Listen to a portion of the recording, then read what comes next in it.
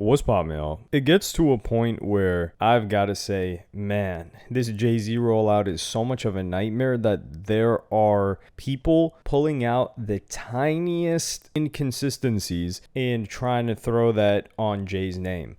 So I'm in Manhattan getting my New York going. The news just came out that Jay-Z has just partnered with Target. And I want to know what y'all think about this.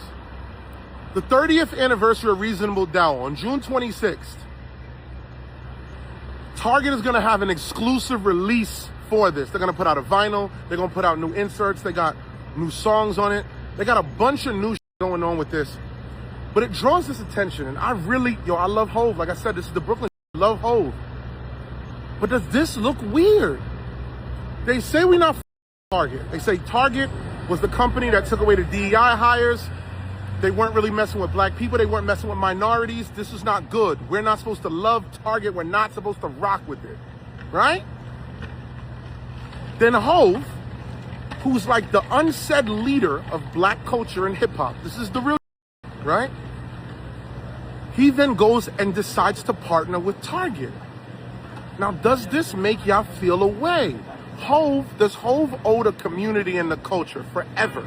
To where it's like, yo, bro, no matter what goes on, Hove is never supposed to do something that goes against Hove. Does he owe us that? Or is he free to do whatever he wants? Or is this weird and funny business because Hove literally decided to do it? I'm in front of West 4th. I'm just outside.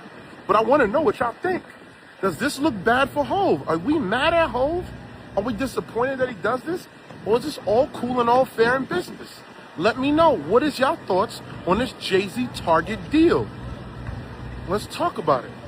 So there are two albums this year that will be the 30th anniversary and the 25th anniversary because 2001 actually, Jay-Z dropped an album as well as Reasonable Doubt, which was his debut in 1996. And you've got somebody from New York that's talking about it like this. And I never thought I'd see the day. But the first thing that comes to mind is you're probably like, yeah, come on, man. Like, he partnered with Target. That's like saying this guy partnered with Mark Zuckerberg to release this on Instagram or something. Although that is a bit of a stretch.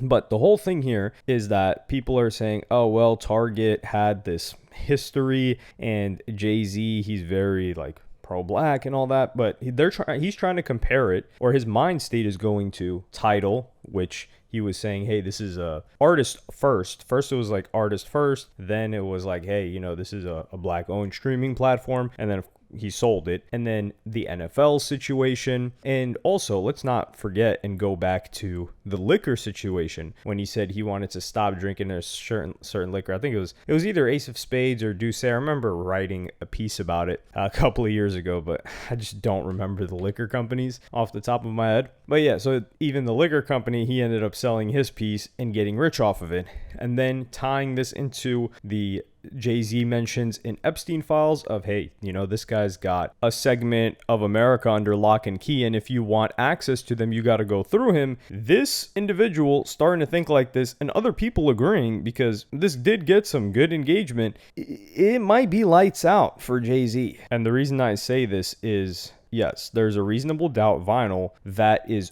only available at Target, because I was like, let's see. But yeah, there's cassettes, there's CDs, and it's a 30th anniversary edition of the vinyl. And this is about to make a bag. And this is about to also, you guys got to take into consideration, number one, is that Jay-Z does not own all of the rights to Reasonable Doubt until 2031. And as you can see here, it says Universal Music with Target. So Rockefeller Records owns the rights to Reasonable Doubt, or part owns, because it's like split between a couple of different people. Dame Dash, if you guys remember, he was trying to sell it for $6 million or something like that, or $7 million, and nobody was buying it. So Dame Dash would get a portion of this stuff. And Rockefeller was distributed through Universal. So Universal is like the parent company, parent company distribution, whatever the case may be. They own a part of Rockefeller, which owns a part of Jay-Z's Reasonable Doubt, as opposed to the albums after this where Jay has full ownership and can do whatever he wants with them. And this is where this comes into play.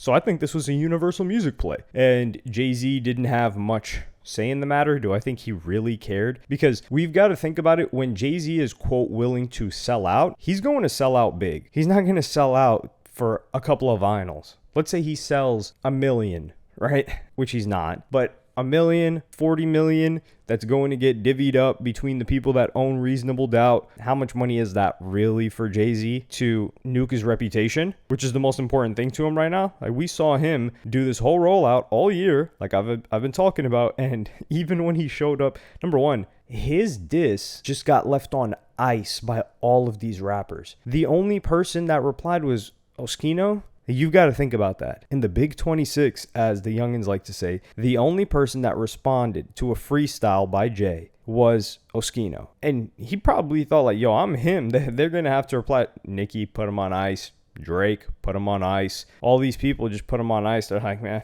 we're not replying to that old guy. And by old, I mean the guy that's just outside. He thinks he's like outside of the fray. He's too cool for anything. He's not going to drop a song, so he's not going to commit to the beef. And then he shows up to the Knicks game and nobody cared that he was at the Knicks game. Like, there was one photo snapped of him with the Absol in his prime haircut, and that was that. But this guy is an example of the sentiment that I said has been brewing. And also, Dame Dash is probably going to get a bag off of this Reasonable Doubt stuff.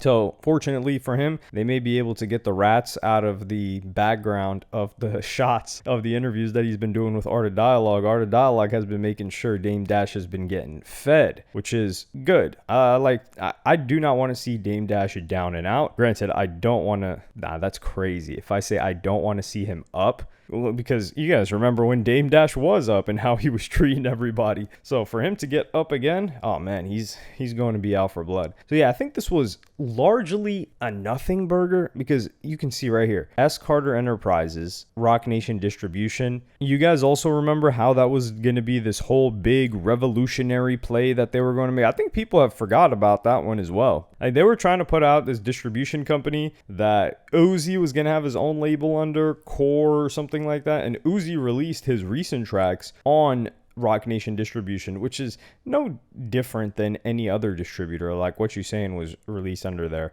under Core and Rock Nation Distribution. But what happened to Rock Nation Distribution? The only success story we've seen is Uzi, who was largely going to be a success story wherever he went, since he's not a legacy act, but everyone loves him. He's one of the biggest rappers in the game. And this is where we got to ask ourselves, what is going on in this building or in this company? Like, Jay-Z's comeback is not being received well. Yes, I do want Jay-Z. Me as a Jay-Z enjoyer of his music and of his moves, I don't think he's making the wrong moves right now, but he needs to change something because they're outdated, the moves that he's making right now. He should be looking at what politicians did and hop in on that. But the difference is, I don't think a Jay-Z operates well in a clip culture, and his company has just done a lot of grimy stuff, in my opinion, to people that coverage is not going to be very positive. And the only people left is the old guard. Like, the very old people in media and record label buildings are probably the only people that are still going to give positive reports of Jay-Z, and zero criticism. That's the problem. So if there's zero criticism, everyone's just going to disregard their opinion. And then what are we left with? People making up stuff, like, not making up, but people like this saying, man, Jay-Z a hypocrite. Because if you used to even point out the title stuff back in the day, people would say, man, you hating on Jay, you hating on him because he's a billionaire. Like, he went from rap to being a billionaire. Now people are making reaches and they're saying, like, yeah, you know, Jay really a hypocrite.